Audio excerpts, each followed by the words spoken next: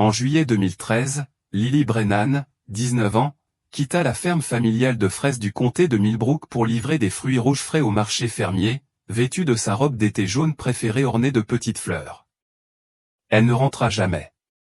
Le shérif lui annonça qu'elle s'était enfuie avec un cueilleur saisonnier, peut-être pour la Californie, comme le font les jeunes. Ses parents trouvaient du réconfort en pensant qu'elle poursuivait ses rêves ailleurs que dans les champs de blé. L'affaire fut classée au bout de 6 mois. Une autre fermière qui désirait plus que ce que la vie rurale pouvait offrir. Mais 2 ans plus tard, lorsque la meilleure amie de Lily, Emma, découvrit cette propriété abandonnée près de la route départementale 47, elle fit une découverte qui bouleversa l'histoire de sa fugue, cette robe suspendue à une corde à linge derrière la maison.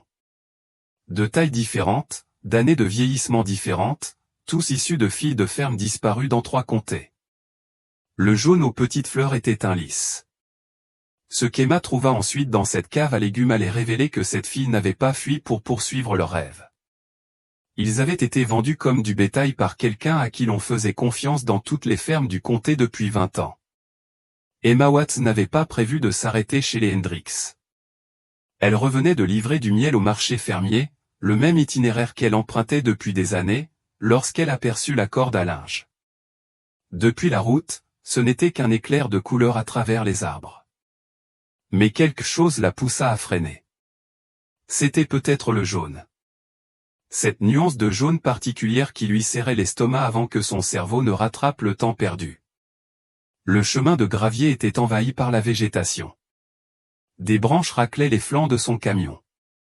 La maison était inhabitée depuis que la famille Hendricks l'avait perdue aux mains de la banque en 1998. Tout le monde connaissait l'histoire. Mauvais prêt, pire chance. Puis la femme de Carl était décédée et il avait emménagé dans cet appartement au-dessus de son atelier de réparation en ville. Emma se gara à côté de la maison, laissant tourner le moteur. 2 ans après la disparition de Lily, elle continuait à chercher. Elle vérifiait toujours chaque blonde dans les stations-service, sentait son cœur bondir devant les robes jaunes dans les vitrines. La maison était exactement comme on pouvait s'y attendre, peinture écaillée, porche pourri, fenêtres tachées de poussière. Mais le chemin qui faisait le tour était défoncé. Des vêtements récents, pas vieux. L'étendoir la fit Jeannette. Cette robe était parfaitement espacée, comme si quelqu'un avait mesuré la distance entre chacune. La première était en Vichy bleu patiné par les intempéries, jusqu'au fil par endroits. La deuxième, une robe fourreau verte. La troisième. Oh mon Dieu! Les genoux d'Emma touchèrent le sol. La robe d'été jaune à petites fleurs flottait, immobile, dans l'air immobile. Elle savait que chaque fleur sur ce tissu avait aidé Lily à la choisir chez Walmart 2 étés plus tôt.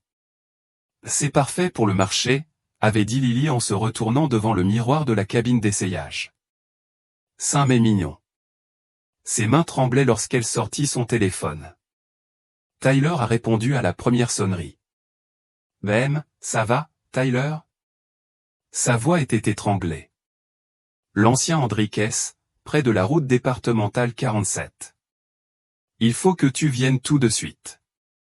Emma, quoi? C'est la robe de Lily. La jaune. Elle est là. Silence. Alors ne touche à rien. Je suis à 10 minutes. Mais Emma ne pouvait pas rester assise là. Elle se tenait sur ses jambes faibles, s'obligeant à regarder les autres robes. Un pull rouge taille S, un imprimé floral qui semblait fait main. Une robe d'été blanche avec de la dentelle à œillets. La dernière semblait neuve, à peine patinée, avec encore des plis d'usure. Elle les photographiait lorsqu'elle entendit quelque chose provenant de la grange. Un bruit métallique, comme un outil qui tombe. Emma se figea. Le mieux serait de monter dans son camion et d'attendre Tyler sur la route principale. Mais cette robe jaune la retenait. Lily était passée par là. Ou quelqu'un qui portait la robe de Lily était passé par là. La porte de la grange était entr'ouverte, les gonds fraîchement huilés. Elle la sentait. À l'intérieur, du vieux matériel était posé sous des bâches. Mais dans un coin, un coffre à outils moderne, le couvercle ouvert. Des papiers jonchaient le sol comme si quelqu'un était parti précipitamment. Emma en ramassa un. Le journal d'entretien du matériel. Ferme Morrison, septembre 2009. Signature en bas. Carl Landry. La fille Morrison. Emma se souvenait d'elle. Ashley, de quelques années son aîné, disparu juste avant les vendanges, a déclaré s'être enfui avec un étudiant. Un autre journal, Ferme Olsted, juillet 2003. Carl Landry, la fille Olsted. Jenna, avant Emma, mais tout le monde connaissait l'histoire. Page après page, chaque ferme qui avait perdu une fille. La signature de Carl sur tout le monde. Le camion de Tyler remonta l'allée en trombe. Il était sorti avant même qu'il ne s'arrête complètement, fonçant vers l'étendoir. Emma le regarda s'arrêter devant la robe jaune, vit sa main se tendre, puis se retirer, craignant de la toucher. Tyler. Elle lui tendit les papiers. Carl Landry. Il était dans chaque ferme. Le visage de Tyler devint blanc en lisant. Il avait réparé notre moissonneuse la semaine avant Lily. Il n'avait pas pu terminer. Le téléphone d'Emma sonna. Shérif Garrett. Emma. Tyler m'a appelé. Ne le laisse pas faire de bêtises. Je suis à 5 minutes. Mais Tyler retournait déjà à son camion.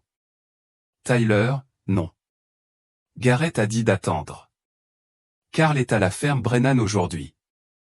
Sa voix était monotone. Dangereuse. Maman l'a engagé pour entretenir la moissonneuse-batteuse pour la récolte du mois prochain. Emma l'a attrapé par le bras. Tu ne peux pas. Il est là en ce moment. Aime avec mes parents buvant leur café, les regardant. Il s'est arrêté. Il n'avait plus de fille à regarder. La voiture du shérif Garrett s'est arrêtée. Pas de sirène. Il est sorti lentement, met la main sur son arme. Il a jeté un coup d'œil à l'étendoir et a sorti sa radio. Ici le shérif Garrett. J'ai besoin de toutes les unités disponibles à l'ancienne Hendricks Place, County Road 47, et que quelqu'un retrouve Carl Landry. Approchez avec prudence. Il est à la ferme Brennan, dit Tyler. Garrett le regarda fixement. Tu es sûr? Maman l'avait prévu pour aujourd'hui. Entretien combiné. Le shérif retournait déjà à sa voiture. Restez ici tous les deux. Ne touchez à rien. La police d'État arrive. Tom. Emma brandit les carnets d'entretien. Il y a plus. Garrett regarda les papiers, son visage devenant plus dur à chaque page. Seigneur. 20 ans. Il fait ça depuis 20 ans.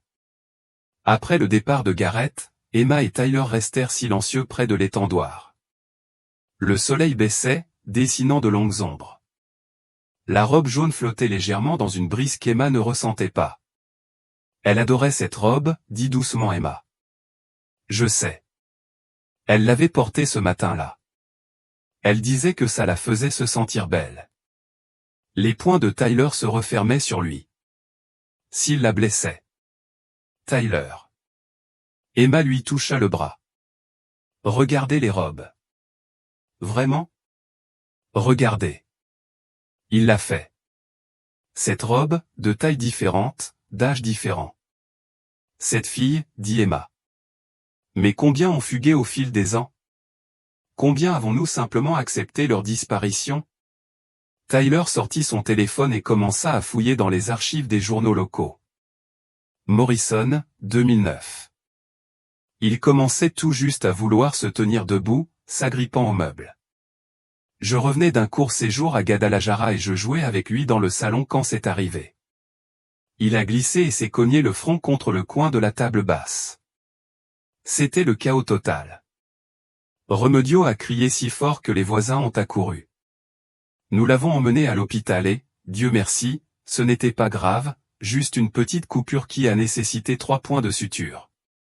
Mais cette petite cicatrice en forme de croissant est restée au beau milieu de son front. Le médecin avait dit que cela deviendrait presque imperceptible avec le temps, mais cela n'a jamais complètement disparu. Ce sera la marque de fabrique de notre fils. Je plaisantais avec les médicaments, embrassant la petite cicatrice chaque fois que je disais bonne nuit à Tadeo. Je n'aurais jamais imaginé que des années plus tard, cette minuscule marque serait la seule chose qui me permettrait de reconnaître mon propre fils. Durant ces premiers mois, j'étais le père le plus adorable qu'on puisse imaginer. À la maison, entre deux voyages, je passais des heures à jouer avec Tadeo, à lui apprendre des mots, à faire des grimaces pour le faire rire. Remedio se plaignait toujours que je le gâtais trop. Mais comment résister à ce visage d'ange? Il avait de grands projets. Je voulais acheter une nouvelle caravane, peut-être monter une petite flotte, et payer les études de Tadeo, qui sait? Je rêvais de le voir grandir, de lui apprendre à conduire, de lui transmettre tout ce que j'avais appris. J'économisais chaque centime, tirant ma ceinture au strict minimum, tout cela en pensant à l'avenir de ma famille. Tadeo était un enfant intelligent et affectueux. À 1 an, Cachito balbutiait déjà « maman » et « papa ». Il passait des heures à regarder les camions passer dans la rue principale de notre quartier, comme s'il connaissait déjà leur destination. Je plaisantais en disant qu'il avait hérité d'une passion pour les routes et qu'un jour, il serait mon collègue de travail. Remedio était une mère exemplaire à cette époque. Elle prenait soin de Tadeo avec tout l'amour du monde. Elle lui chantait des berceuses, lui préparait des repas spéciaux et l'emmenait se promener au parc l'après-midi. Elle avait demandé un changement d'horaire à l'hôpital pour ne travailler que le matin afin de pouvoir passer plus de temps avec notre fils. Mais maintenant que j'y repense, avec le recul, il y avait déjà des signes que les choses n'allaient pas si bien. Les trajets devenaient plus longs. La concurrence dans le transport de marchandises s'intensifiait, et je devais accepter des chargements qui m'emmenaient toujours plus loin, me tenant loin de chez moi pendant des semaines.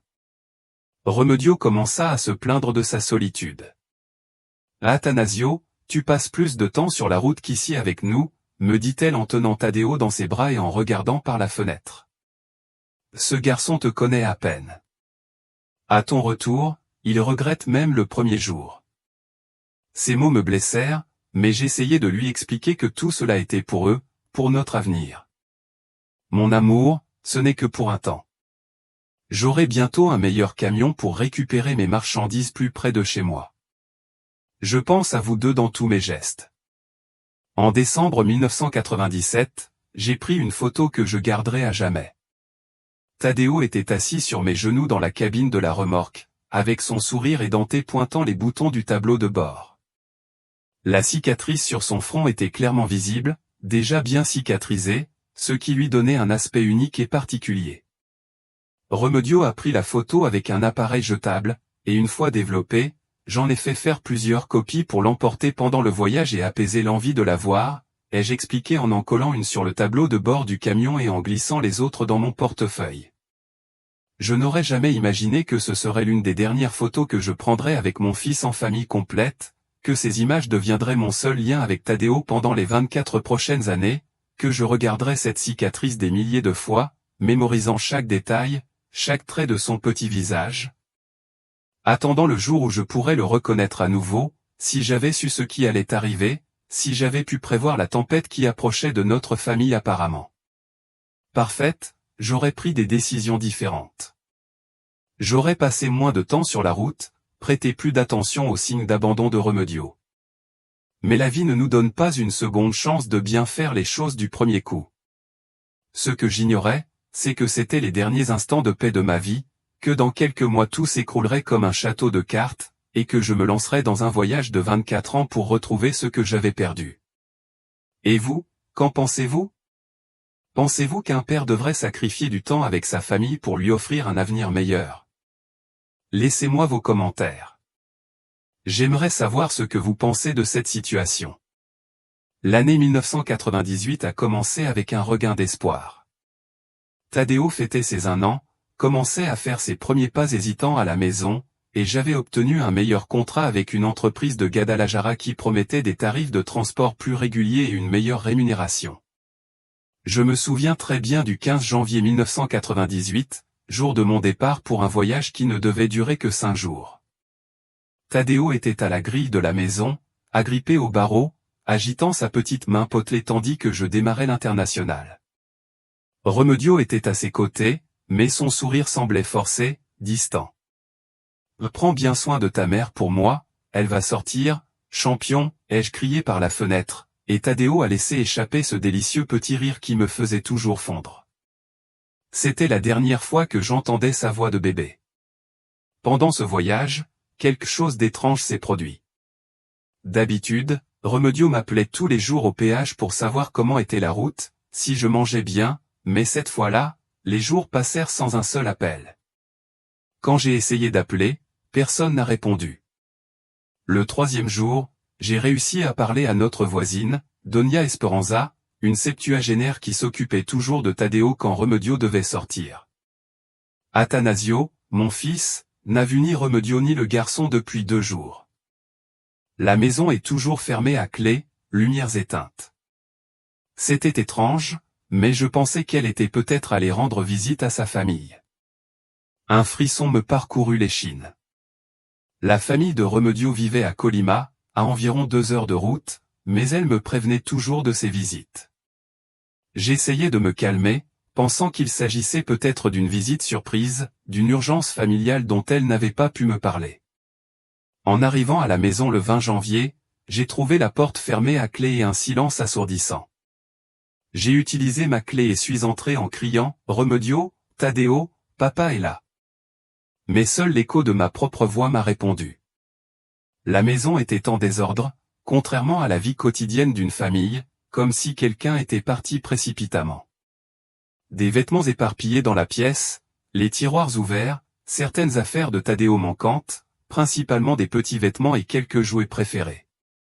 C'est là que j'ai trouvé la lettre. Elle était sur notre commode, écrite de l'écriture tremblante de Remedio. Aujourd'hui encore, 24 ans plus tard, je peux réciter chaque mot de cette lettre par cœur. Atanasio, quand tu liras ces lignes, Tadeo et moi serons déjà loin. Je ne supporte plus cette vie de solitude. Tu aimes cette route plus que ta famille. Tadeo te connaît à peine. Il pleure à chaque fois que tu pars en voyage. Je dois reconstruire ma vie, lui offrir un vrai foyer avec un père présent. N'essaie pas de nous retrouver, c'est mieux ainsi. Remedio. Ma première réaction a été l'incrédulité totale. J'ai relu la lettre une dizaine de fois, comme si les mots allaient changer comme par magie. Puis la colère est arrivée, une fureur que je n'avais jamais ressentie de ma vie. Comment avait-il pu me faire ça? Comment avait-il pu prendre mon fils sans même parler, sans chercher de solution? J'ai couru chez Doña Esperanza. Elle a vu quand ils sont partis, madame. Elle a vu s'il était avec quelqu'un, s'ils avaient pris un bus, un taxi ou une voiture. La vieille dame secoua la tête, inquiète. Mon fils, tout ce que je sais, c'est que lundi soir, j'ai entendu une voiture et des voix, mais je ne suis pas entré. J'ai cru que c'était un visiteur. Mardi matin, quand je suis allé lui apporter le pain sucré que j'avais préparé pour Tadeo, il n'y avait personne. J'ai immédiatement appelé la famille de Remedio à Colima. Sa mère, Soldad, était abasourdie par la nouvelle. Atanasio, elle n'est pas venue. Nous n'avons pas eu de ces nouvelles depuis plus d'1 mois. Nous pensions que tout allait bien, car tu n'avais pas appelé non plus. C'est là que le désespoir m'a vraiment gagné. Si elle n'était pas avec sa famille, où pouvait-elle bien être? Où avait-elle emmené mon Tadeo? Les jours suivants, j'ai fait ce que tout parent désespéré aurait fait, j'ai porté plainte au parquet. J'ai engagé un détective privé avec mes maigres économies. J'ai visité toutes les gares routières de Tepic et des villes voisines, montrant la photo de Remedio et Tadeo aux employés, aux passagers, à tous ceux qui auraient pu les voir. Le commandant qui m'a aidé est allé droit au but. Don Atanasio, malheureusement, ce genre de cas est fréquent. La mère a le droit de partir avec l'enfant. Ce n'est pas considéré comme un enlèvement, sauf s'il existe des preuves qu'elle met l'enfant en danger. On ne peut pas faire grand-chose d'autre que de signaler une disparition.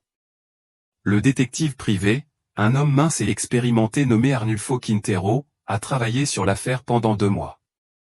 Il a découvert que Remedio avait retiré toutes les économies du compte joint, soit près de 30 000 pesos que nous avions réunis pour acheter une voiture d'occasion. Il a également découvert qu'elle avait été vue à la gare centrale avec Tadeo le 19 janvier, mais que personne ne savait où ils étaient allés. Attanasio, m'a dit Arnulfo lors de notre dernière rencontre, je te parlerai directement. Ta femme a planifié cette évasion. Il a très bien couvert ses traces. Il pourrait être n'importe où dans le pays.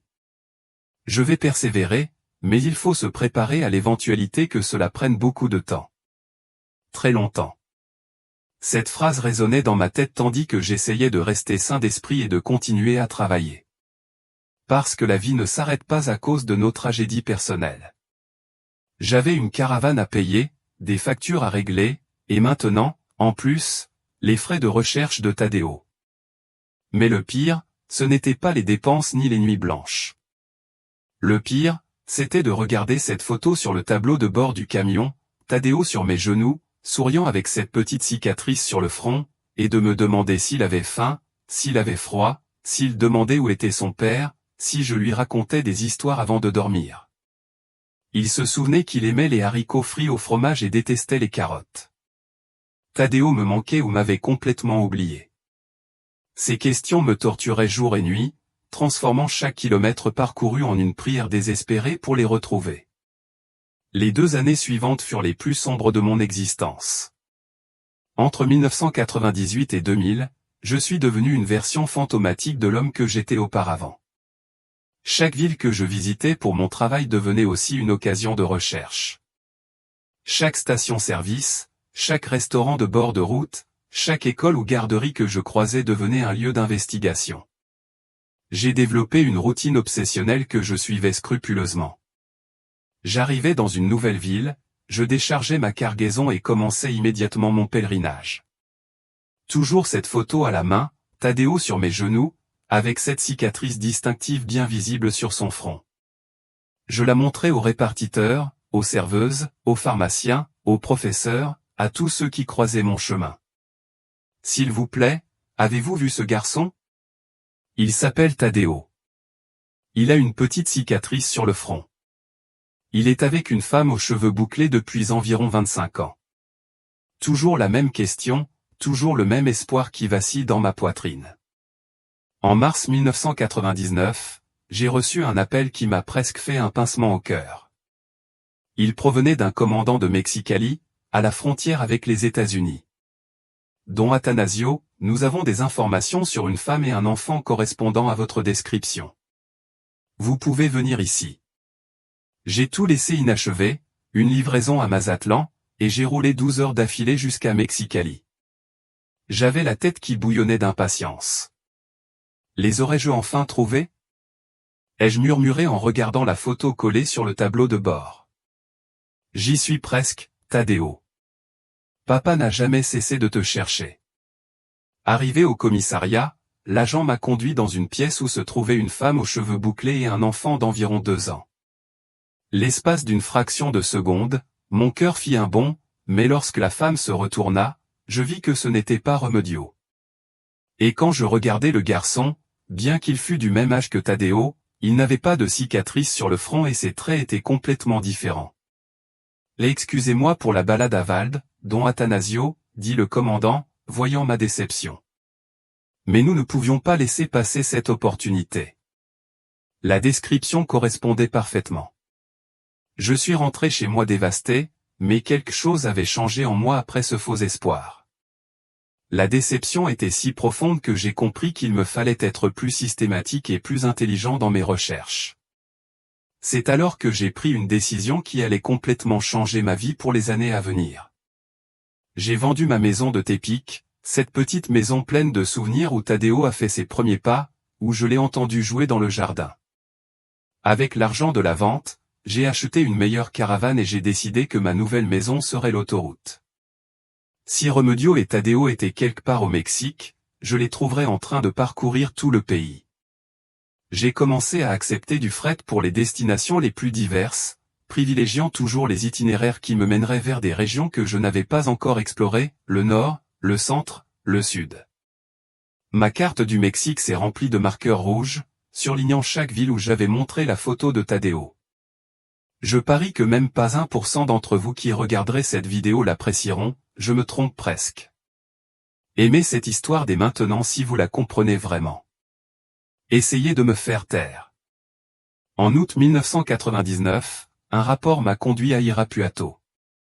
Une infirmière de l'hôpital général avait appelé pour dire qu'elle se souvenait avoir soigné une femme qui ressemblait à une guérisseuse, accompagnée d'un petit enfant. Elle semblait nerveuse. Il a dit qu'il traversait des difficultés financières. L'enfant avait une marque sur le front, mais je ne peux pas confirmer s'il s'agissait d'une cicatrice ou d'un coup récent. J'ai passé une semaine entière à Irapuato, visitant chaque quartier, chaque garderie, chaque centre de santé. Je dormais dans le camion, garé à des endroits différents chaque nuit, espérant toujours avoir plus de chance le lendemain, mais là encore, rien. L'hiver 1999 fut particulièrement difficile. J'effectuais une livraison à Ciudad-Obregón lorsque la nostalgie m'a frappé de plein fouet. C'était le 2e anniversaire de Tadeo, le 15 septembre. J'ai arrêté le camion à une station-service sur la route principale de Mexico et j'ai pleuré comme un enfant. J'étais là, seul sur l'autoroute, tandis que mon fils fêtait son anniversaire dans un endroit inconnu, peut-être sans me souvenir de qui j'étais. Ce soir-là, j'ai appelé mon patron à Tepic. Maman, je n'en peux plus. Je les cherche depuis presque 2 ans et je n'ai trouvé aucune trace d'eux. Parfois, je me crois morte et en enfer, condamnée à chercher mon fils pour l'éternité. Attanasio, mon fils, me l'a dit de cette douce voix qui me rassurait toujours. Tu ne peux pas abandonner. Tadeo a besoin de son père. Où qu'il soit, il doit savoir que vous n'avez jamais cessé de le chercher. Soyez fort, Dieu vous enverra un signe au bon moment. Ces paroles de mon patron m'ont donné la force de continuer. Début 2000, j'ai reçu une piste qui allait tout changer. L'inspecteur Arnulfo m'a appelé pour me donner des informations qu'il avait obtenues grâce à des contacts au SAT. Attanasio a découvert des transactions sur le compte de médicaments. Elle a effectué des retraits dans les agences Banamex de Zamora, puis de Morelia, toutes deux dans le Michoacán. Les retraits ont eu lieu en janvier et mars 2000. Cela signifie qu'elle est toujours en vie et probablement dans la région. Mon cœur s'est emballé. Le Michoacán était un grand État, mais au moins, j'avais maintenant une adresse précise. J'ai annulé tous mes vols et me suis précipité à Morelia. Une fois sur place, j'ai établi ma base d'opération dans un hôtel bon marché près du centre-ville. Pendant la journée, je visitais les agences bancaires, montrant la photo. Je me suis renseigné dans les pharmacies, les magasins et les écoles. Le soir, j'ai visité les quartiers périphériques, où s'installent généralement les personnes à faible revenu. C'est lors d'une de ces perquisitions nocturnes que j'ai découvert quelque chose qui m'a glacé le sang. Lors d'une conversation informelle avec un agent de sécurité, il m'a dit « Ah oui, j'ai vu beaucoup de jeunes femmes avec de jeunes enfants demander de l'aide par ici. Certaines sont coincées dans la vitre, vous savez ? Elles perdent la garde de leurs enfants à cause du DIF-DIF. » Cette possibilité ne m'avait jamais traversé l'esprit, et à tout le moins, elle avait sombré dans la drogue et les autorités l'avaient emmenée. Le lendemain, je me suis rendu directement au DIF de Morelia. L'assistante sociale qui m'a reçu était très gentille, mais la nouvelle m'a complètement anéanti. Monsieur Attanasio, nous avons effectivement eu un cas en mars 2000. Un enfant d'environ 3 ans avait été retiré de la garde d'une femme toxicomane aux méthamphétamines. La situation était extrêmement dangereuse pour l'enfant. Manque de nutrition, environnement malsain, exposition à des situations dangereuses. Mon monde s'est effondré à cet instant. Et où est cet enfant maintenant, ai-je demandé, la voix brisée. Il a été orienté vers un refuge temporaire, mais a ensuite été adopté par une famille. Pour des raisons juridiques, je ne peux pas fournir de détails précis sans autorisation du tribunal. Adopté.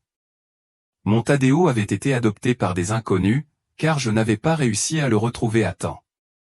Pendant que je sillonnais le Mexique à sa recherche, il grandissait dans une autre famille, appelant peut-être même un autre homme, son père. J'ai quitté ce bureau complètement dévasté. 24 mois de recherches intenses, toutes mes économies dépensées, ma santé mentale détruite, et il était trop tard. Tadeo avait une nouvelle famille, et je n'étais encore qu'un père fantôme portant une vieille photo sur le tableau de bord du camion. Ce fut la nuit la plus sombre de ma vie. Assis dans la cabine de la remorque, à contempler les étoiles, j'avais l'impression que Dieu m'avait complètement abandonné. Après cette découverte dévastatrice au DIF de Morelia, j'ai sombré dans une dépression qui a failli me coûter la vie. Les premiers mois de 2001 ont été un tourbillon de douleur, d'alcool et de désespoir. J'ai arrêté de bien manger, de soigner mon apparence et, pire encore, j'ai failli arrêter de conduire. Mon camion est resté garé pendant des semaines dans un enclos à Uruapan, tandis que je sombrais dans une frénésie apparemment sans fin. Chaque jour, je me réveillais avec la même question qui me taraudait l'esprit. Comment un père pouvait-il échouer à ce point? C'était comme si j'avais échoué dans la seule tâche vraiment importante de ma vie, protéger mon fils. Mais c'est au plus profond de mon être que quelque chose a commencé à changer en moi. Un matin d'avril, je me suis réveillé au volant de la caravane, avec une terrible gueule de bois et une certitude absolue. Tadeo était vivant quelque part, et même s'il avait désormais une autre famille, j'étais toujours son père biologique. Personne ne pouvait changer cela. Si je meurs ici, ivre, me suis-je dit en fixant la photo décolorée sur le tableau de bord. Tadeo ne saura jamais qu'il avait un père qu'il aimait inconditionnellement, qui n'abandonnait jamais. C'est à ce moment-là que j'ai pris la décision la plus importante de ces dernières années, arrêter de boire et reprendre la recherche, mais cette fois avec une approche complètement différente. Au lieu de désespérer, j'ai décidé d'embrasser la foi. J'ai commencé à parler à Dieu chaque jour, non pas pour des miracles instantanés, mais pour la force de continuer et la sagesse de savoir où chercher. Seigneur, je disais chaque soir avant de m'endormir, je sais que Tadeo est sous ta garde. Si tu veux que je le trouve, montre-moi le chemin. Sinon, donnez-moi la paix de l'accepter. Ce changement d'état d'esprit a complètement transformé mon parcours. Au lieu de chercher désespérément dans chaque ville, j'ai commencé à suivre une intuition plus profonde.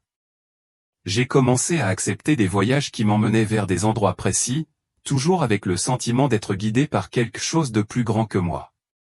Au fil des ans, j'ai développé une relation privilégiée avec les autres chauffeurs routiers rencontrés sur les routes.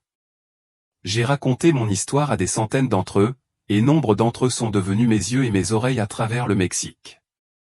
Atanasio, don Refugio, chauffeur routier ou vétéran de Léon, me l'a raconté un jour.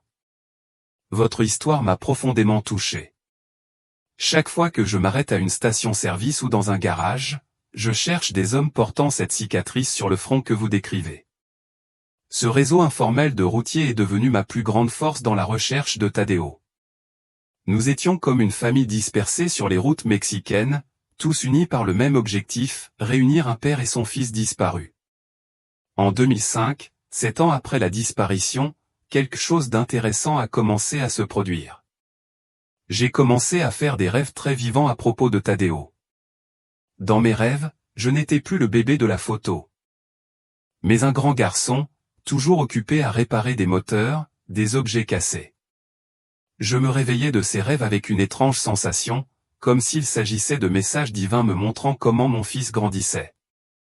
Peut-être avait-il hérité de mon don pour la mécanique, me suis-je dit, me souvenant de mon enfance où j'adorais démonter et remonter des appareils électroniques et réparer des équipements en panne.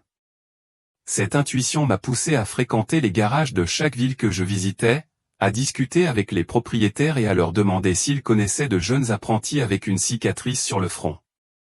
Les années ont passé lentement, mais ma foi n'a fait que grandir. En 2010, lorsque Tadeo a eu 13 ans, même si je ne pouvais qu'imaginer ce qu'il ressentait, j'ai commencé à fréquenter une petite église évangélique de Tepic, chaque fois que je passais par là. Le pasteur Eliseo est devenu un conseiller spirituel important dans ma vie. Frère Atanasio m'a dit, ta persévérance témoigne de la fidélité de Dieu. Il a un plan pour ta vie et pour celle de Tadeo. Continuez à prier, continuez à chercher, mais laissez le résultat entre les mains du Seigneur. Ces paroles m'ont donné la force de continuer. Chaque lundi matin, où que j'aille, j'arrêtais le camion et récitais une prière spéciale. Père Céleste, bénis mon fils Tadeo où qu'il soit. Protège-le, guide ses pas et, si telle est ta volonté, permets que nos chemins se croisent à nouveau. Vers 2015, 17 ans après la séparation, j'ai commencé à remarquer de subtils changements dans mon approche de la situation. La douleur était toujours là, mais j'avais développé une patience surnaturelle, une certitude inébranlable que tout arriverait au moment parfait de Dieu. C'est à cette époque que j'ai rencontré Amparo, une assistante sociale à la retraite qui faisait du bénévolat dans des refuges à Guadalajara. Je lui ai raconté mon histoire pendant une pause déjeuner, et elle m'a donné des conseils qui ont changé ma perspective. Athanasio, as-tu déjà pensé que Tadeo te cherchait peut-être aussi? Lorsque les enfants adoptés atteignent l'âge adulte, beaucoup s'interrogent sur leurs origines. Cette possibilité ne m'avait jamais effleuré l'esprit. Et si Tadeo, désormais adulte, cherchait à découvrir qui était son père biologique, et s'il portait lui aussi un vide dans son cœur, une question sans réponse sur ses véritables origines? À partir de ce moment, en plus de poursuivre mes recherches actives, j'ai commencé à laisser des traces pour que Tadeo puisse me retrouver. J'ai enregistré mes informations sur des sites de recherche de personnes disparues. J'ai laissé des informations au registre d'état civil de plusieurs villes. J'ai créé des profils sur les réseaux sociaux avec mon histoire. Si mon fils me cherche, je me suis dit qu'il fallait que je lui facilite la tâche. C'était une voie à double sens que je n'avais pas envisagée auparavant. Les dernières années précédant les retrouvailles ont été marquées par une sérénité grandissante. J'ai continué à chercher, à prier, mais une paix intérieure m'a dit que tout se mettait en place au bon moment. C'était comme si je me préparais spirituellement à quelque chose de grand qui allait arriver. Qu'en pensez-vous? J'ai eu tort de tout vendre et de consacrer ma vie à la recherche de mon fils. Qu'auriez-vous fait à ma place? J'aimerais connaître votre avis dans les commentaires. En 2020, pendant la pandémie, alors que les routes étaient moins fréquentées et que j'avais plus de temps pour réfléchir, j'ai intensifié mes prières. Seigneur, disais-je chaque soir, 22 ans ont passé. Si tu veux que je retrouve Tadeu, fais le temps que j'ai encore la force d'être le père qu'il mérite. C'était comme si mon cœur savait que le grand moment approchait.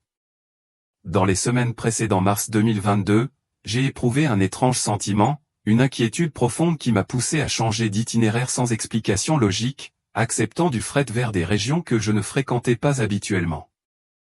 À mon insu, j'étais guidé par les mains invisibles de la providence divine vers un atelier isolé sur la route fédérale 15, où mon fils, devenu adulte, travaillait, ignorant que son père n'avait jamais cessé de le chercher, pas même un seul jour, depuis plus de 2 décennies. L'année 2015 m'a apporté des révélations qui m'ont brisé le cœur, mais aussi un étrange soulagement.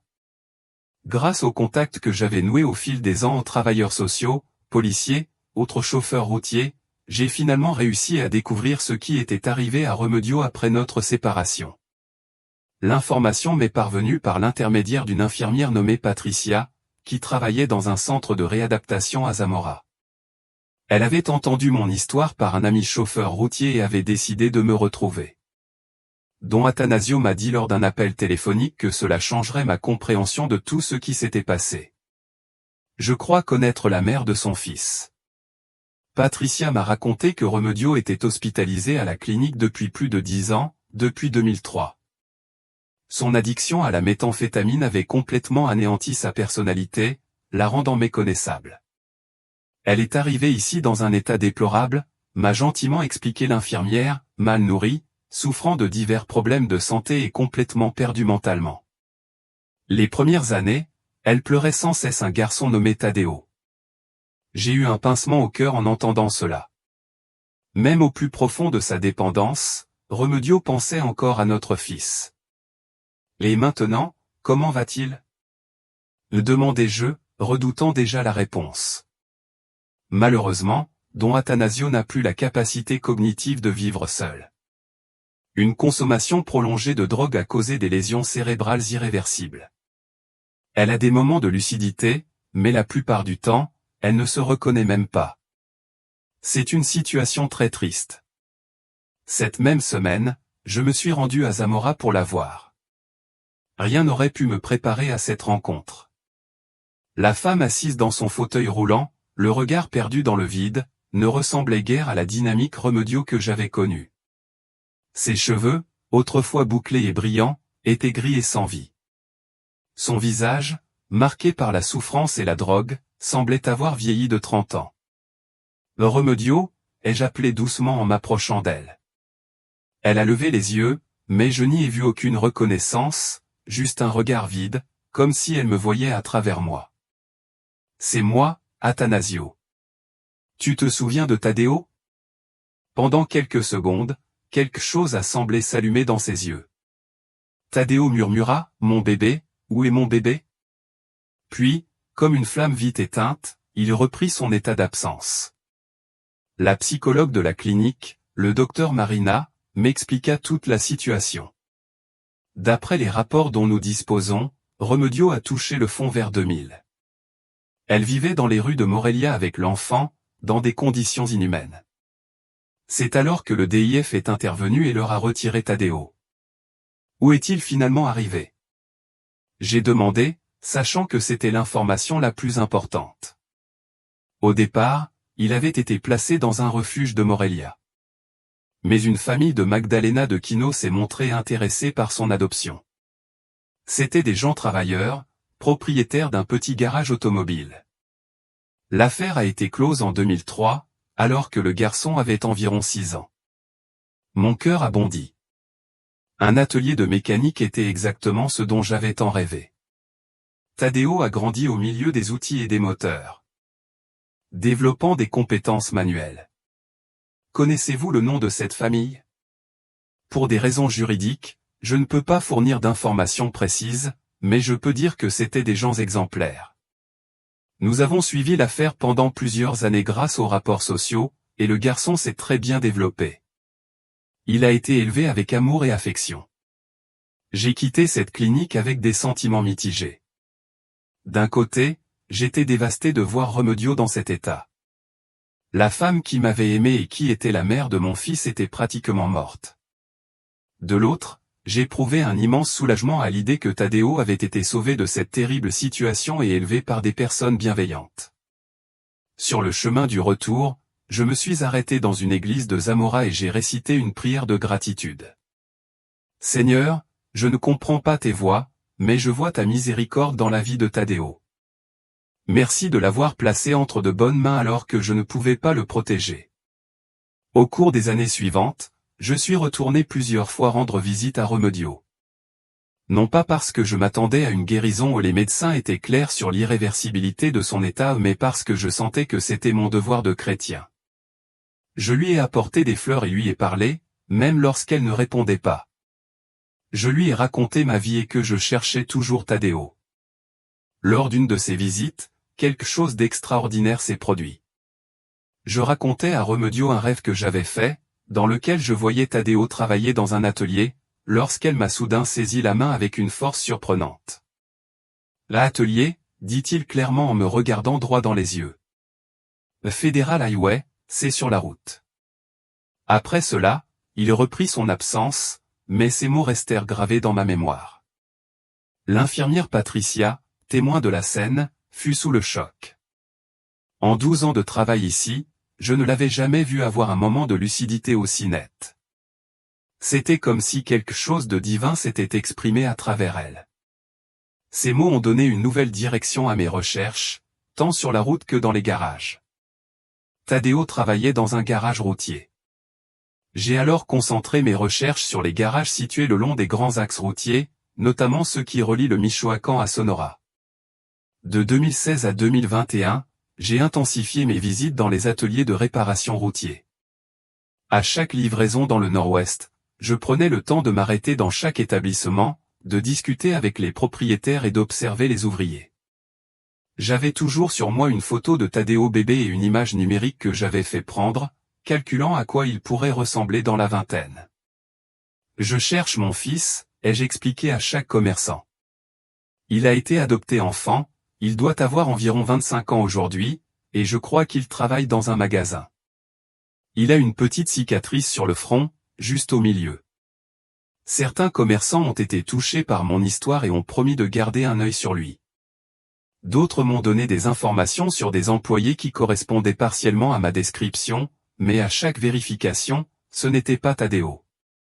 C'est également à cette époque que j'ai commencé à faire des rêves plus fréquents et plus détaillés.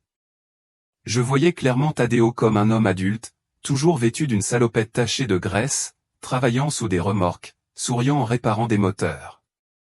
Dans ses rêves, la cicatrice sur son front était toujours clairement visible, comme un signe qui me permettait de le reconnaître instantanément. Le pasteur Eliseo, de l'église que je fréquentais, m'a toujours encouragé à persévérer. Frère Athanasio, ces rêves sont des messages de Dieu. Ils préparent ton cœur aux retrouvailles et montrent que Tadeo a bien grandi, qu'il est devenu un homme travailleur et honnête. En décembre 2021, j'ai fait une promesse spéciale. Je me suis agenouillé devant l'autel de l'église et j'ai prié, « Seigneur, si telle est ta volonté que je retrouve Tadeo en 2022, je promets de consacrer le reste de ma vie à témoigner de ta fidélité. Je promets de dire au monde entier que tu n'abandonnes jamais un père à la recherche de son fils. » 3 mois plus tard, en mars 2022, cette promesse allait se réaliser au-delà de toutes mes attentes. Le Dieu qui avait pris soin de Tadeo toutes ces années, qui l'avait placé dans une famille aimante pour grandir loin de la drogue et de la destruction, allait orchestrer la rencontre la plus miraculeuse de ma vie. Remedio avait perdu son combat contre la drogue, mais Tadeo avait été sauvé, et j'allais découvrir que mon fils avait grandi exactement comme je l'avais toujours rêvé. Un homme travailleur et honnête, aux mains calleuses, connaissant la valeur du travail dans un garage routier, attendant le jour où son père biologique passerait changer un pneu inutile. Tandis que je parcourais les routes du Mexique à la recherche de Tadeo, mon fils grandissait dans une petite propriété aux abords de Magdalena de Quino, sous la garde de 2 personnes qui deviendraient les véritables parents de son cœur, Evaristo Pacheco Dominguez et sa femme Clemencia Aguirre. Don Evaristo était un homme simple de 45 ans à l'époque. Il a adopté Tadeo en 2003. Il avait travaillé toute sa vie comme mécanicien, d'abord comme employé dans les ateliers d'autres personnes, puis en créant sa propre entreprise sur une petite propriété qu'il avait achetée en bordure de Federalix. C'était un homme intègre, un évangélique pratiquant, qui rêvait toujours d'avoir des enfants, mais qui était confronté à des problèmes de fertilité avec Clemencia. Clemencia, quant à elle, était une femme au cœur d'or. Elle travaillait comme couturière à domicile, confectionnant des vêtements sur commande pour ses voisins, mais son véritable talent résidait dans l'attention aux autres. Lorsqu'ils ont entendu parler de Tadeo au refuge par l'intermédiaire d'une assistante sociale de l'église qu'ils fréquentaient, ils ont immédiatement senti que cet enfant traumatisé était la réponse à leurs prières. Tadeo est arrivé à la maison en mai 2003. C'était un petit garçon de presque 6 ans, trop maigre pour son âge, avec cette cicatrice caractéristique sur le front et des yeux qui avaient vu des choses qu'aucun enfant ne devrait jamais voir. Il parlait à peine pendant les premiers mois, se contentant de regarder autour de lui avec un mélange de peur et de curiosité. Il faisait de terribles cauchemars. Clemencia me le raconterait des années plus tard, lorsque nous nous sommes enfin rencontrés. Elle se réveillait en hurlant au milieu de la nuit, appelant quelqu'un qui lui dirait « Papa, ça m'a brisé le cœur de voir un si petit enfant souffrir autant. » Don Evaristo, avec son infinie patience, celle de quelqu'un qui travaille avec des machines en panne, décida que le meilleur moyen de gagner la confiance du garçon était de travailler. Il commença à emmener Tadeo à l'atelier, lui apprenant des choses simples comme ranger les outils, nettoyer les pièces et observer le fonctionnement des moteurs. Dès le premier jour, disait Don Evaristo, j'ai compris que ce gamin avait un don pour la mécanique. C'était comme s'il était né avec la compréhension du fonctionnement des choses. On lui mettait un outil entre les mains, et on avait l'impression qu'il savait déjà s'en servir. Tadeo s'épanouit dans cet environnement d'amour et de travail honnête. Petit à petit, il commença à s'ouvrir, à sourire, à appeler Don Evaristo, papa, et Clemencia, maman. La famille avait trouvé la paix, et le garçon avait trouvé la stabilité qu'il n'avait jamais connue dans sa jeunesse. À l'âge de 10 ans, en 2007, Tadeo était déjà le bras droit de Don Evaristo à l'atelier. Il savait changer les pneus, effectuer des réparations électriques mineures et diagnostiquer les problèmes de moteur les plus simples. Les chauffeurs routiers qui passaient par là étaient impressionnés par son habileté. Ce gamin va aller loin, déclarait don Hermenegildo, un chauffeur routier chevronné qui s'arrêtait régulièrement à l'atelier de don Evaristo. Je n'ai jamais vu un gamin aussi doué en mécanique. C'est comme si j'avais ça dans le sang. Ces mots étaient plus prophétiques que don Hermenegildo n'aurait pu l'imaginer. Taddeo avait hérité de moi non seulement mon apparence physique, mais aussi ma passion pour les moteurs, mon don pour comprendre le fonctionnement des machines. C'était mon ADN qui se manifestait à travers les années de séparation. En 2011, à l'âge de 14 ans, Taddeo prit une décision qui surprit don Evaristo et Clemencia. « Papa, maman », leur dit-il un dimanche matin après la messe, « je veux officiellement commencer à travailler à l'atelier. Je ne veux plus jouer au mécanicien, je veux vraiment apprendre. » Don Evaristo était inquiet au début. « Mon fils, il faut que tu étudies. Finisse tes études. Je ne veux pas que tu penses que le métier de mécanicien est autre chose que ça, c'est un métier honnête, mais tu peux rêver plus grand. » Mais Taddeo était ferme dans sa décision. « Papa, j'adore travailler de mes mains. J'aime réparer des choses cassées, remettre les moteurs en marche. Ce n'est pas un métier pour moi, c'est une vocation. » C'est ainsi qu'à 14 ans, Taddeo débuta officiellement sa carrière de mécanicien. Il se levait tôt, aidait à l'atelier le jour et étudiait au lycée Magdalena le soir. C'était un jeune homme discipliné et respectueux qui traitait tous ses clients avec politesse et compétence. Les années passèrent vite. Taddeo a grandi fort et en bonne santé, développant des muscles sculptés par le travail acharné et des mains calleuses qui savaient redonner vie à des moteurs hors d'usage. À 18 ans, il était déjà reconnu dans toute la région comme l'un des meilleurs jeunes mécaniciens de l'État. « Ce garçon a des mains bénies », a déclaré Doña Conchita, une cliente de longue date de l'atelier. Jamais quelqu'un d'aussi jeune n'avait possédé autant de connaissances. C'est comme si Dieu lui avait fait un don spécial. Mais Taddeo portait en lui une inquiétude qu'il ne parvenait jamais à expliquer complètement. Parfois, lorsqu'il travaillait sous une grande remorque, il ressentait une étrange familiarité, comme si cela faisait partie de quelque chose de plus vaste dans sa vie. Il rêvait sans cesse d'un homme de grande taille conduisant un camion bleu, essayant toujours de le rejoindre, mais sans jamais parvenir à le rattraper. « Maman », demanda-t-il à Clemencia un soir, alors qu'elle avait environ 20 ans, « tu crois que mes vrais parents sont encore en vie? Pense-t-il parfois à moi ?» Clemencia, qui avait toujours été transparente au sujet de l'adoption, serra affectueusement son fils dans ses bras. « Mon fils, on ne sait pas ce qui est arrivé à tes parents biologiques, mais s'ils sont en vie, je suis sûr qu'ils pensent à toi tous les jours. N'importe quel père ou mère le ferait. » Taddeo n'a jamais manifesté le moindre intérêt pour la recherche active de ses origines, mais il y avait toujours une curiosité latente, surtout lorsqu'il servait les remorques à l'atelier. Il observait leur visage, cherchant inconsciemment une similitude, un lien qu'il ne pouvait expliquer. En 2020, à 23 ans, Taddeo était pratiquement le partenaire informel de don Evaristo à l'atelier. Il était devenu un homme responsable et travailleur, aimé de toute la communauté.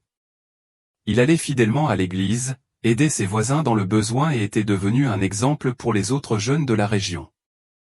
Taddeo est notre plus grande bénédiction. Don Evaristo disait souvent à ses amis, « Dieu nous a donné un fils meilleur que tous ceux que nous aurions pu engendrer. » Il a transformé notre maison en un véritable foyer.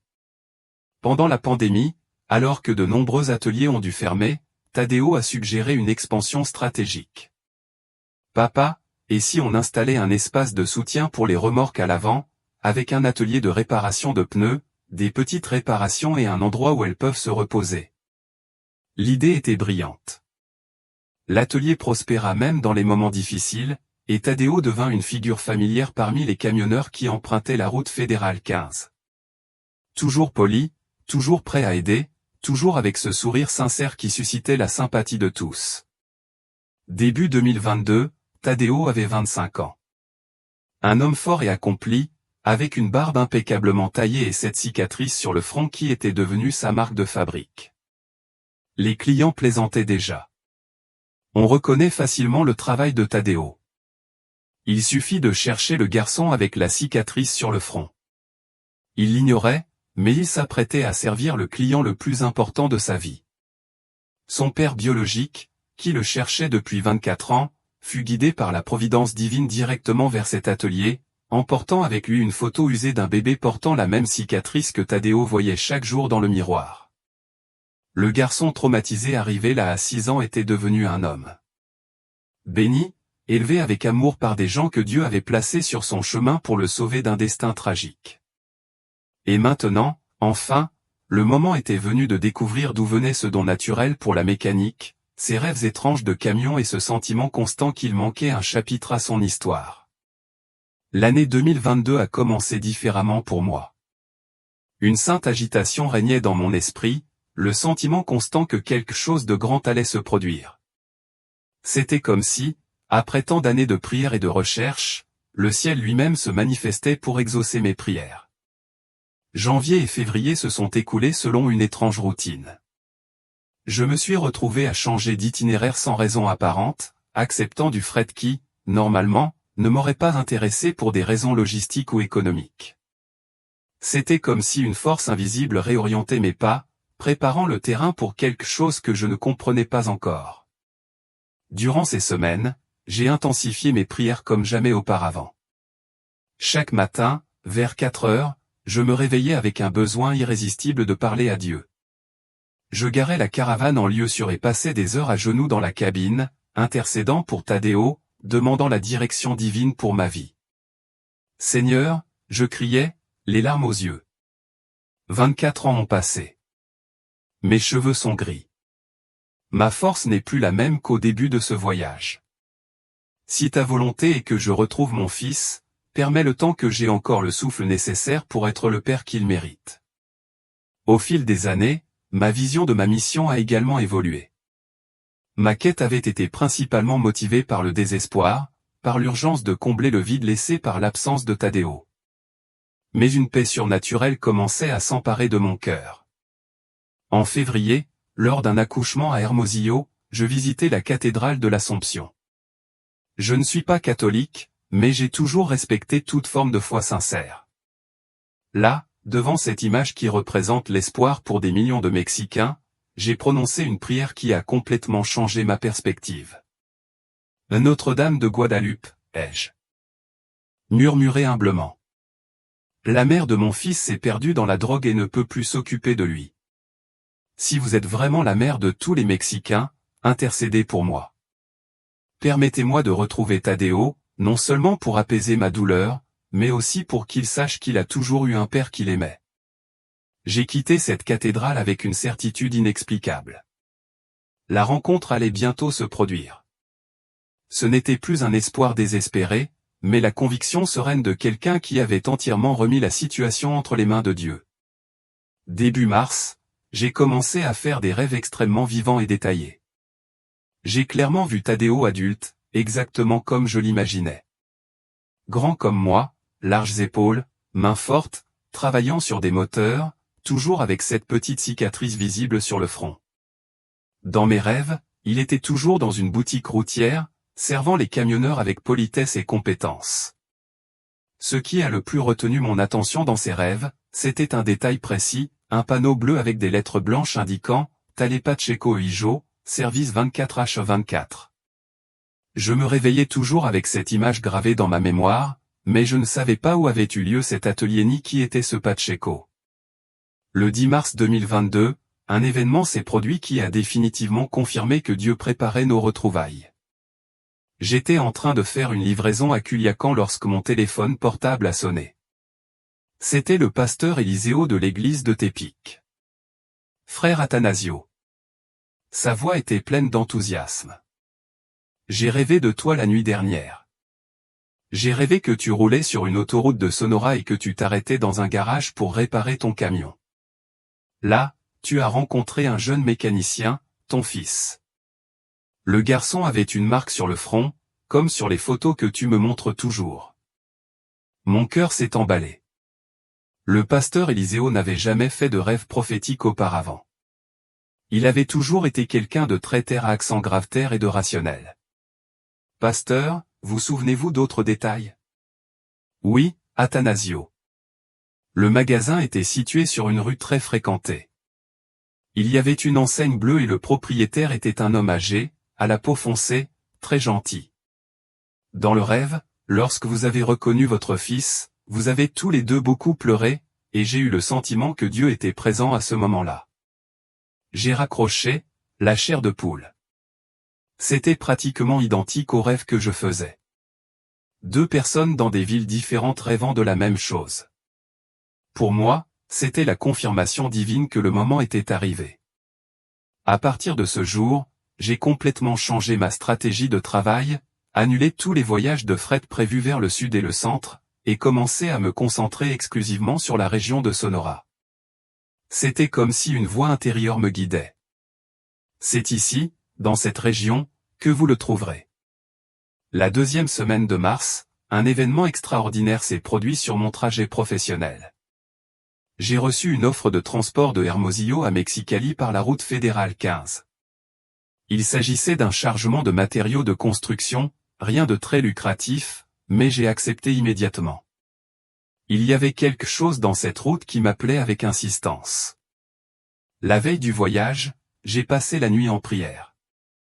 Père Céleste, je m'écriai avec toute la sincérité de mon cœur. Si c'est sur ce chemin que je rencontrerai Thaddée, prépare mon cœur à ce moment.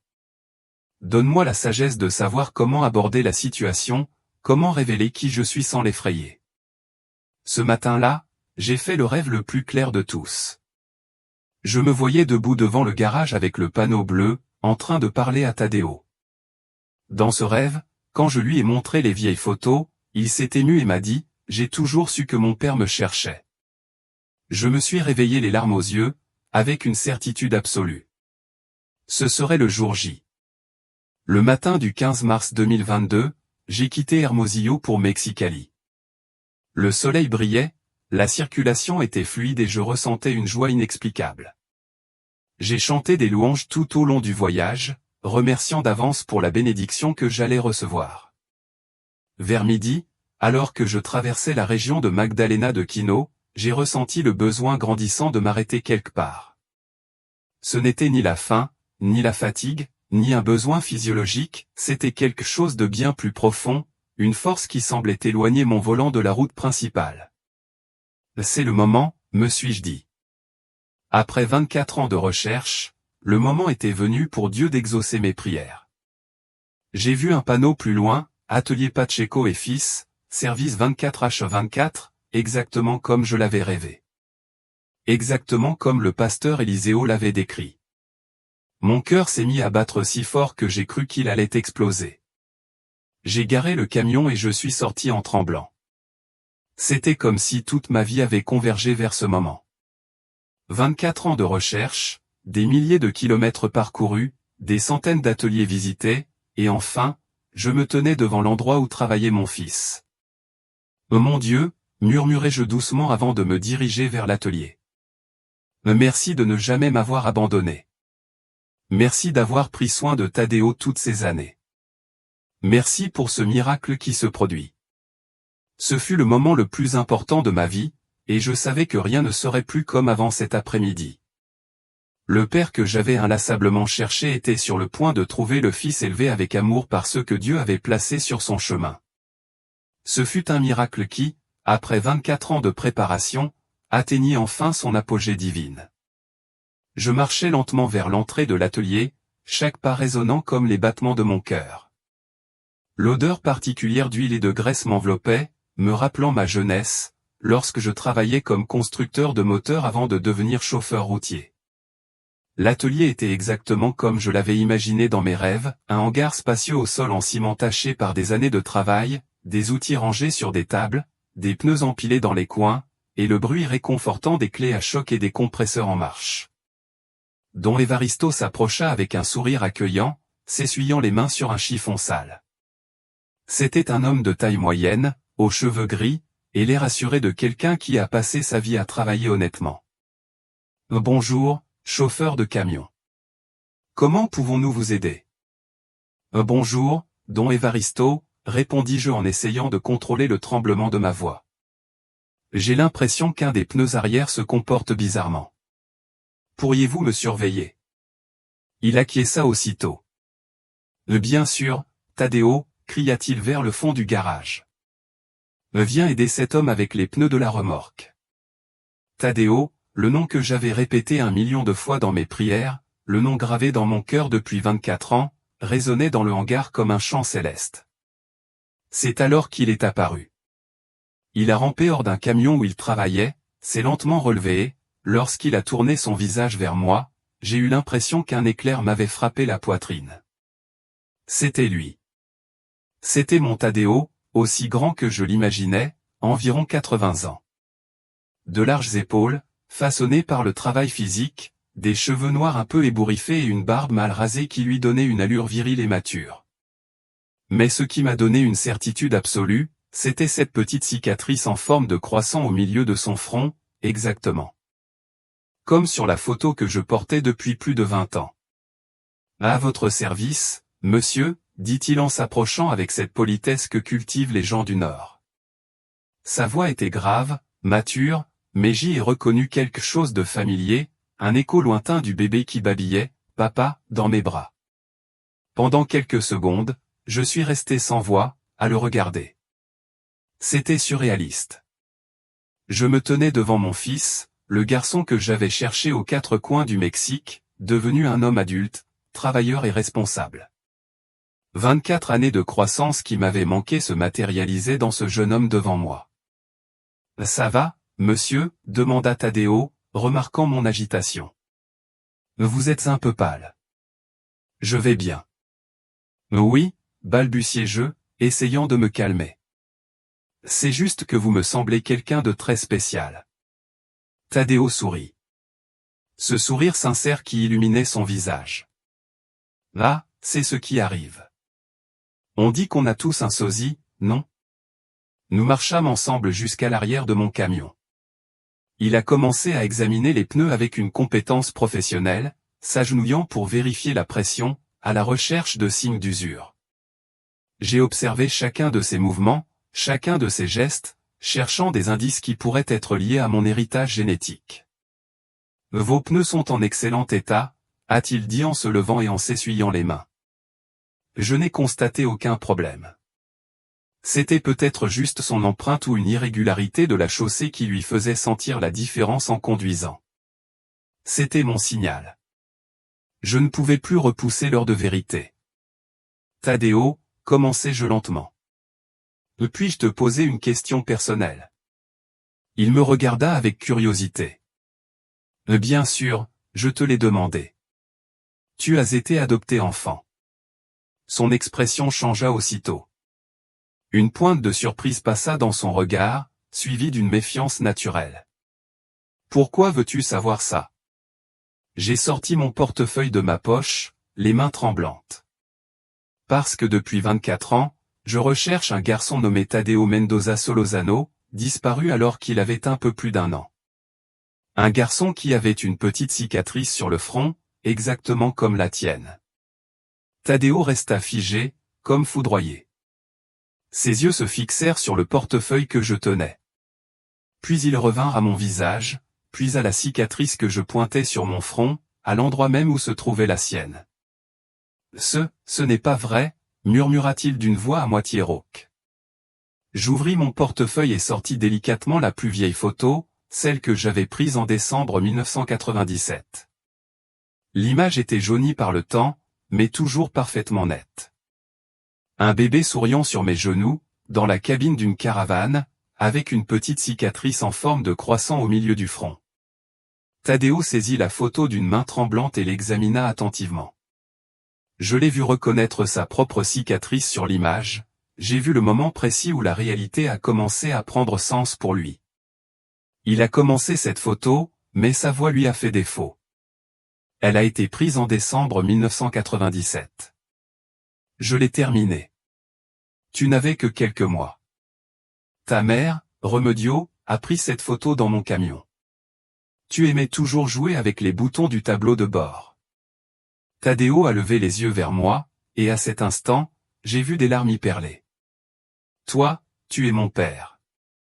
Je suis ton père, Tadeo. Je l'ai toujours été. Je n'ai jamais cessé de te chercher, pas un seul jour en 24 ans. Ce qui s'est passé ensuite a été l'un des moments les plus exaltants de ma vie. Tadeo a poussé un cri et s'est jeté dans mes bras, me serrant avec une force désespérée. J'ai senti le corps de mon fils, devenu un homme adulte, fort et travailleur, trembler contre ma poitrine. Je l'ai toujours su. Il pleurait dans mon oreille. J'avais toujours l'impression que quelqu'un me cherchait. Je rêvais toujours d'un homme conduisant un camion essayant de me rejoindre. J'ai aussi fondu en larmes, serrant mon fils dans mes bras de toutes mes forces. 24 ans de douleur, de quête, de nuits blanches où tout s'est dissous dans cette étreinte. Mon fils, murmurai-je, mon fils bien-aimé, papa n'a jamais abandonné. Don Evaristo, qui avait assisté à toute la scène, s'approcha, les larmes aux yeux. Mon Dieu, dit-il, ému. C'est un miracle. Un vrai miracle. Tadeo recula légèrement pour me regarder dans les yeux. Papa, dit-il, et ce mot résonna comme une douce mélodie à mes oreilles.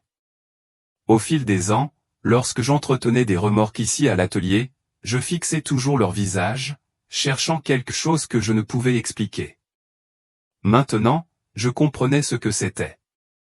Je lui ai montré les autres photos que j'avais dans mon portefeuille. Tadeo, un bébé dans les bras de Remedio. Tadeo faisant ses premiers pas dans le jardin.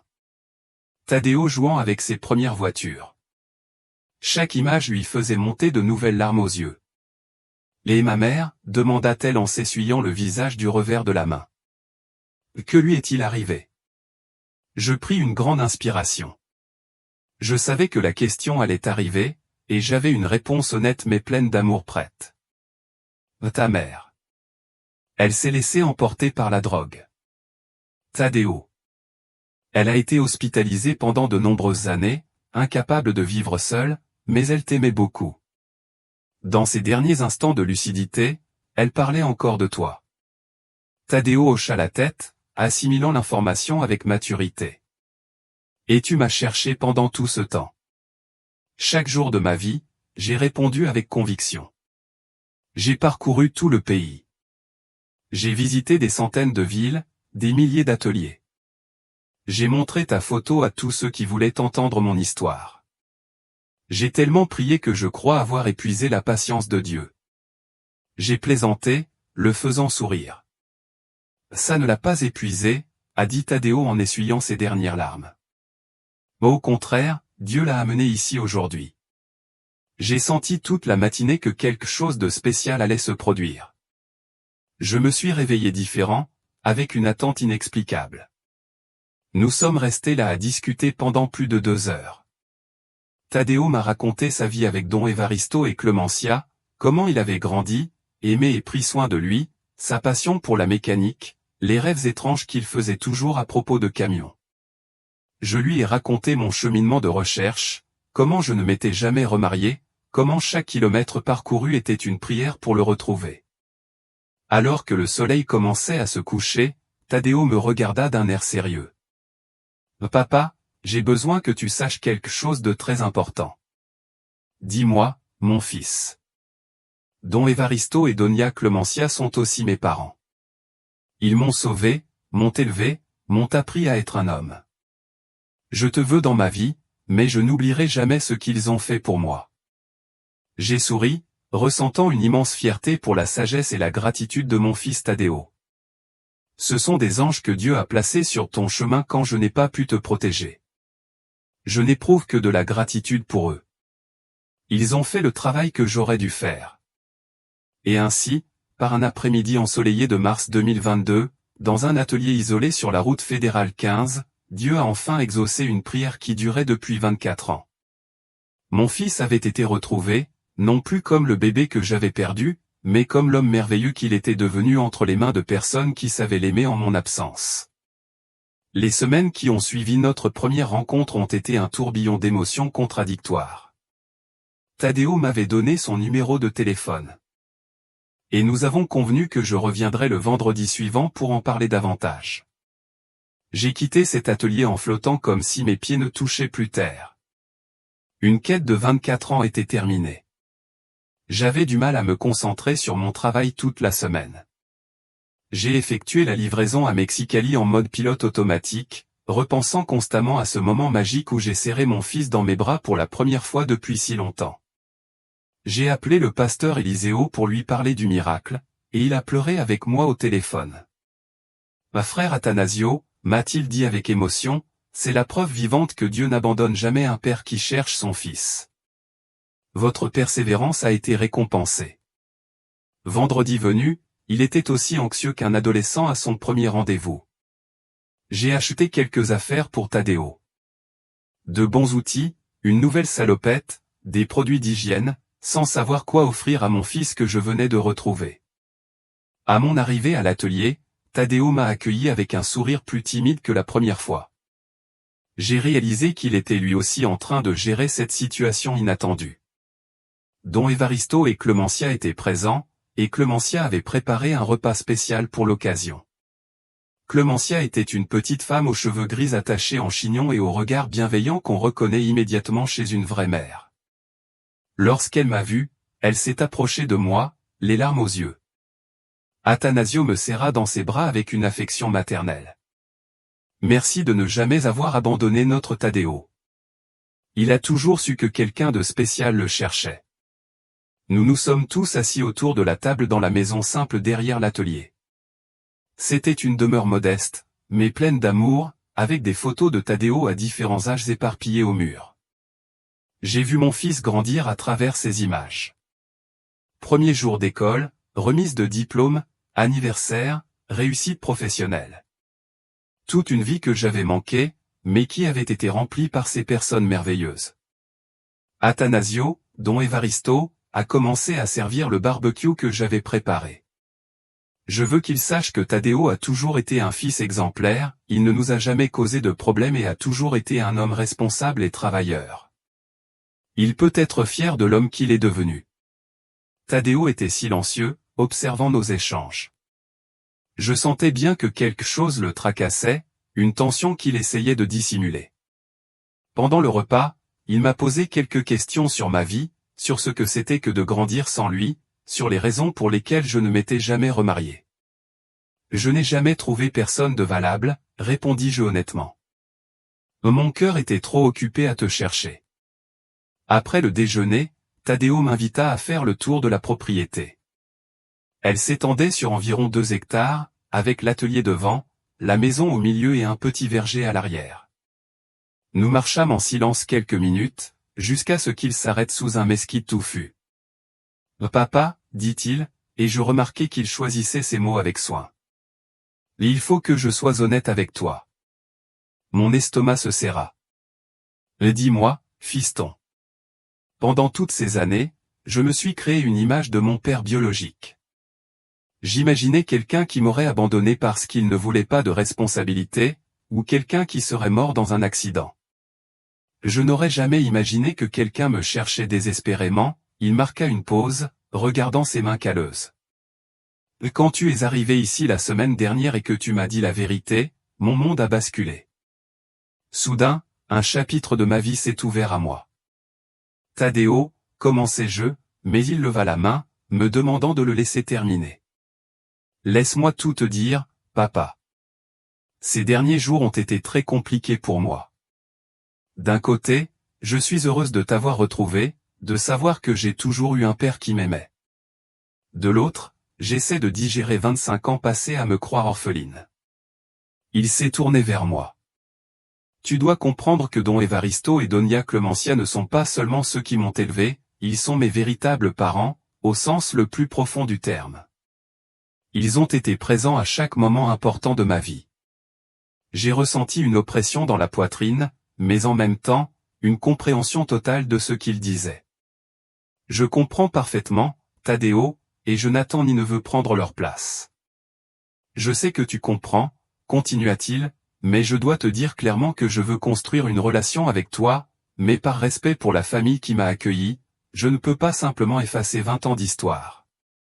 J'ai pris une grande inspiration et j'ai posé ma main sur son épaule. Tadeo, tu es très sage et très juste. Je ne suis pas venu ici pour perturber ta vie, je suis venu pour la compléter. Don Evaristo et Clémencia ont fait le plus dur. Ils ont transformé un garçon traumatisé en un homme bien. Je veux juste avoir la chance de savoir qui tu es devenu. Ses yeux se remplirent à nouveau de larmes. Merci de ta compréhension, papa, car je veux vraiment t'avoir dans ma vie. J'ai tellement de questions sur toi, sur notre famille, sur mes origines. Nous avons passé le reste de l'après-midi à discuter de tout et de rien. Je lui ai parlé de ses grands-parents paternels, décédés avant ma naissance, d'oncles que je n'avais jamais rencontrés, de la famille Mendoza dont il faisait partie. Il m'a montré ses outils, m'a appris quelques techniques mécaniques qu'il avait développées et m'a présenté aux voisins, comme mon père, qui m'a retrouvé 24 ans plus tard. Au moment de partir, Tadeo m'a fait une proposition qui m'a profondément touché. Papa, et si tu venais ici tous les vendredis? On pourrait manger ensemble, discuter et faire connaissance petit à petit. Ce serait le plus beau cadeau de ma vie, mon fils. Et il y a autre chose, dit-il en sortant quelque chose de sa poche. C'était une petite clé en or. C'est la clé de ma chambre, ici, dans la maison. Je voulais qu'il l'ait sous la main au cas où il aurait besoin de passer la nuit chez moi ou s'il voulait venir me voir de passage. J'ai serré cette clé avec des mains tremblantes. C'était bien plus qu'un simple morceau de métal. C'était le symbole de mon retour dans la vie de mon fils. Sur le chemin du retour, je me suis arrêté dans une petite église de Caborca et je suis resté 1 heure à genoux, reconnaissant. Seigneur, ai-je prié, merci d'avoir pris soin de Tadeo quand je ne le pouvais pas. Merci d'avoir mis Don Evaristo et Clémencia sur son chemin. Merci de m'avoir donné un fils si sage et si équilibré. Les semaines suivantes ont établi une routine qui est devenue la partie la plus précieuse de ma vie. Tous les vendredis, où que je sois, j'organisais mon emploi du temps pour assister à l'atelier de Don Evaristo. Tadeo et moi avons progressivement développé une intimité respectueuse, fondée sur des conversations sincères et des moments partagés. Il m'a parlé de ses rêves professionnels. Il souhaitait développer l'atelier, peut-être ouvrir des succursales dans d'autres villes. Je lui ai fait part de mon expérience d'entrepreneur. J'ai proposé des contacts dans le secteur des transports, mais j'ai toujours clairement indiqué que toute décision lui appartiendrait. Tu sais, papa? M'a-t-il dit un de ces après-midi. Parfois, en te regardant, je comprends d'où vient ma passion pour les moteurs. C'est comme si c'était génétique. Vraiment génétique. Oui, fiston. Ton grand-père était mécanicien aussi. Tu l'as hérité des Mendoza. 1 mois après nos retrouvailles, Tadeo m'a posé une question que j'attendais avec impatience. Papa, aimerais-tu rencontrer ma mère? Clémencia dit qu'elle serait heureuse de préparer un dîner pour nous présenter officiellement. Ce serait un honneur, Tadeo. Il mérite ma gratitude éternelle. Et c'est ainsi qu'un soir d'avril 2022, je me suis retrouvé à table avec ceux qui avaient élevé mon fils en mon absence. Il n'y avait ni gêne, ni compétition, seulement une gratitude mutuelle et un amour partagé pour un jeune homme extraordinaire qui avait miraculeusement uni nos vies. Attanasio, Clémencia, dit-il ce soir-là, Tadeo est plus heureux que jamais depuis votre apparition. Vous avez comblé une part de lui qui lui manquait toujours. J'ai regardé mon fils fort, en bonne santé et équilibré, entouré de personnes qui l'aimaient, et j'ai su que Dieu avait tout bien fait. J'avais perdu 24 ans de son enfance, mais j'ai eu l'occasion de connaître l'homme merveilleux qu'il était devenu. Je suis Attanasio Crisostomo Mendoza. J'ai 56 ans et voici l'histoire la plus incroyable de ma vie. Pour en savoir plus sur les histoires comme la mienne, abonnez-vous à la chaîne Trucker Daily. Chaque jour, nous vous présentons les témoignages authentiques de chauffeurs routiers mexicains qui ont vécu des expériences extraordinaires sur les routes de notre pays. Aimez, partagez avec vos amis et activez la cloche pour ne rien manquer. 6 mois se sont écoulés depuis cet après-midi transformateur dans l'atelier de Don Evaristo. Aujourd'hui, en écrivant ces mots, je peux affirmer avec certitude que ma vie s'est divisée en 2 parties, avant et après les retrouvailles avec Tadeo. Et la seconde partie a été infiniment plus bénie que la première. Notre routine du vendredi est devenue le moment le plus sacré de ma semaine. Où que je travaille, que ce soit à Sinaloa, à Chihuahua ou même dans des états plus éloignés, j'organise toujours mon emploi du temps pour être présent à cette réunion hebdomadaire. C'est l'engagement le plus important de ma vie, et Tadeo le sait. Ce qui m'impressionne le plus, c'est la façon dont notre relation a évolué naturellement, sans rien forcer, dans le respect du temps de chacun.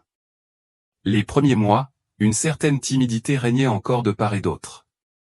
Je ne savais pas vraiment comment me comporter avec un fils adulte que j'avais perdu durant mon enfance, et il digérait la présence d'un père biologique qu'il avait toujours imaginé comme une figure abstraite. Mais petit à petit, nous avons découvert des similitudes surprenantes. Tadeo a hérité non seulement de mon apparence physique et de mes capacités mécaniques, mais aussi de petits gestes et de bizarreries dont je n'avais même pas conscience. Clémencia a été la première à le remarquer. Athanasio, vous avez tous la même façon de vous gratter la tête quand vous réfléchissez, de la même façon dont vous penchez le corps pour examiner un moteur.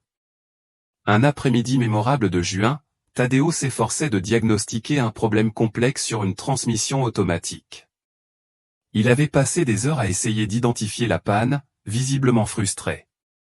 Je me suis approché et, instinctivement, j'ai commencé à examiner l'équipement. En quelques minutes, nous avons identifié le problème, un capteur de vitesse défectueux. « Ah, comment as-tu su ça si vite, papa ?» a-t-il demandé, stupéfait. « L'expérience, mon fils. Et aussi parce que tu cherchais au bon endroit, tu avais juste besoin d'un deuxième avis. » À ce moment-là, j'ai eu le sentiment d'être enfin à la hauteur de mon rôle de père, non seulement émotionnellement, mais aussi en partageant mes connaissances pratiques. C'est à ce moment-là que j'ai pris une décision qui allait bouleverser ma vie professionnelle. Lors d'une conversation avec Tadeo au sujet de son projet d'agrandissement de l'atelier, j'ai réalisé que je pouvais apporter bien plus que de simples conseils occasionnels. Tadeo, lui ai-je dit un vendredi de juillet, j'ai une proposition pour toi et Don Evaristo. Dis-moi, papa, et si je devenais associé minoritaire de l'atelier? Je pourrais investir dans l'agrandissement, apporter mon réseau de chauffeurs routiers et réduire progressivement mes temps de trajet pour pouvoir passer plus de temps ici. Son regard s'est illuminé. Je le ferais bien, mais qu'en est-il de son métier de chauffeur routier? Après 30 ans sur la route, il est temps de ralentir, et rien au monde ne me ferait plus plaisir que de travailler aux côtés de mon fils.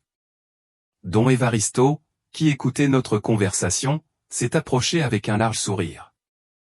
Athanasio serait honoré de l'avoir comme associé. Tadeo partage toujours ses idées pour améliorer l'entreprise. C'est ainsi qu'en août 2022, nous avons officialisé notre partenariat. L'atelier Pacheco & Son est devenu l'atelier Pacheco & Mendoza, un homme qui a uni les deux familles qui s'étaient rencontrées grâce à Tadeo. J'ai investi des années d'économie dans le développement de l'entreprise. Nous avons acheté du matériel moderne, agrandi l'espace et créé une aire de repos dédiée aux remorques. Le résultat a dépassé toutes nos attentes. Dans les premiers mois qui ont suivi l'expansion, notre trafic a triplé. Des camionneurs que je connaissais depuis des décennies ont commencé à dévier de leurs itinéraires pour utiliser nos services, tant pour la qualité technique que pour l'histoire passionnante de l'entreprise. Athanasio m'a confié Don Refugio, le chauffeur routier ou vétéran de Léon qui m'a toujours aidé dans ma recherche de Tadeo. Vous voir travailler ensemble est la plus belle chose que j'ai jamais vue. C'est la preuve que Dieu a des projets plus grands que notre entendement. Mais la transformation la plus profonde de ma vie n'était pas professionnelle, mais spirituelle. Retrouver Tadeo a éveillé en moi une gratitude si intense que j'ai ressenti le besoin de l'exprimer concrètement.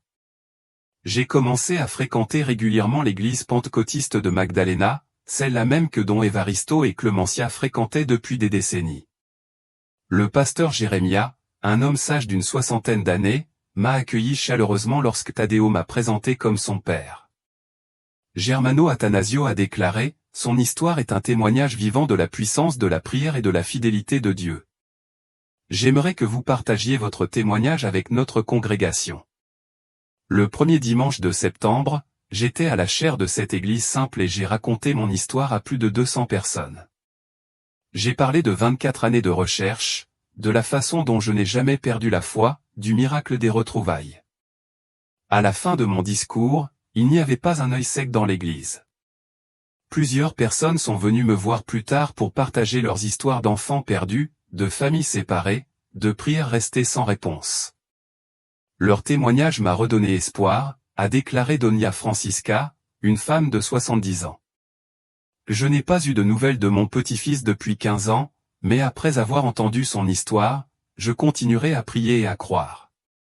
Ce moment a marqué le début d'un ministère que je n'aurais jamais imaginé exercer. J'ai commencé à être invité à prendre la parole dans d'autres églises, à raconter mon histoire sur les radios locales et à participer à des émissions de télévision, toujours avec le même message. Ne jamais abandonner la prière, ne jamais perdre la foi. Dieu a le timing parfait pour chaque bénédiction. Tadeo est très fier de cette nouvelle étape de ma vie. Papa, m'a-t-il récemment confié, voir comment tu utilises notre histoire pour donner de l'espoir me remplit de joie. C'est comme si toutes ces années de souffrance avaient servi un but plus grand. À Noël 2022, nous avons vécu un moment qui restera à jamais gravé dans ma mémoire. Clemencia avait organisé un dîner spécial avec sa famille et ses amis proches. Au moment de la prière d'action de grâce, Tadeo demanda la parole. Mes amis, dit-il avec émotion, cette année a été la plus spéciale de ma vie. Non pas parce que j'ai acquis des biens matériels ou que mon entreprise a prospéré, mais parce que ma famille est devenue complète. J'ai mes parents, dont Evaristo et Clemencia, qui m'ont sauvé et élevé avec amour, et maintenant j'ai mon père, Athanasio, qui n'a jamais renoncé à me chercher. Il marqua une pause, contrôlant ses émotions. Je veux remercier Dieu d'avoir permis à ces trois personnes qui s'aiment de se rencontrer ainsi. Il n'y a pas de compétition entre vous, il n'y a que de l'amour multiplié. À cet instant, Don Evaristo, Clemencia et moi nous sommes regardés et avons compris que nous avions construit quelque chose de bien plus grand qu'une simple réunion de famille. Nous avions tissé un lien d'amour qui avait résisté au temps, à la distance et aux circonstances les plus difficiles. Aujourd'hui, avec le recul, je vois la main de Dieu dans chaque détail de ce voyage. Si Remedio n'était pas parti avec Tadeo, il aurait peut-être grandi dans une famille instable, marquée par ses problèmes de drogue. Si j'avais rencontré Tadeo au début de ma quête, je n'aurais peut-être pas eu la maturité nécessaire pour accepter Don Evaristo et Clemencia comme partie intégrante de l'équation. Le timing était parfait. Tadeo a grandi dans une famille structurée, est devenu un homme intégré. Lorsque nous nous sommes retrouvés, nous avions tous deux la sagesse émotionnelle nécessaire pour construire une relation saine. Aujourd'hui, à 56 ans, je peux dire que je suis épanoui. J'ai un fils merveilleux, une entreprise florissante, une famille élargie qui m'a accueilli chaleureusement et un but dans la vie qui va au-delà de mes besoins personnels. Je me sers de mon histoire pour inspirer les autres à ne jamais abandonner leurs rêves, leurs prières et leur foi. Tadeo sort avec une jolie fille nommée Fernanda, la fille d'un éleveur local. Nous plaisantons déjà sur la possibilité que je devienne bientôt grand-père. Quand nous aurons des enfants, je plaisante avec lui, je rattraperai tout le temps perdu à gâter mes petits-enfants. Cette histoire est sans fin, car elle continue de s'écrire chaque jour, chaque vendredi que nous passons ensemble, chaque client que nous accueillons à l'atelier, chaque témoignage que je partage, chaque prière de gratitude que je dis avant de me coucher. Tout cela fait partie d'un miracle en marche. Si vous écoutez cette histoire et que vous avez perdu quelqu'un pour qui vous priez depuis des années, quelqu'un qui semble avoir disparu de votre vie à jamais, n'abandonnez pas. Dieu sait où se trouve cette personne, connaît chaque détail de sa situation et a un plan parfait pour que vous soyez réunis. Mon cheminement de 24 ans de recherche s'est achevé lors d'un atelier à distance sur la route fédérale 15, par une étreinte qui a apaisé des décennies de souffrance. Votre cheminement connaîtra lui aussi une fin heureuse, au moment parfait choisi par Dieu, à l'endroit qu'il a choisi. Comme je le dis toujours dans mes témoignages, l'amour du Père ne s'abandonne jamais. La prière persévérante est toujours entendue, et les miracles de Dieu peuvent prendre du temps, mais ils arrivent toujours au moment idéal. M.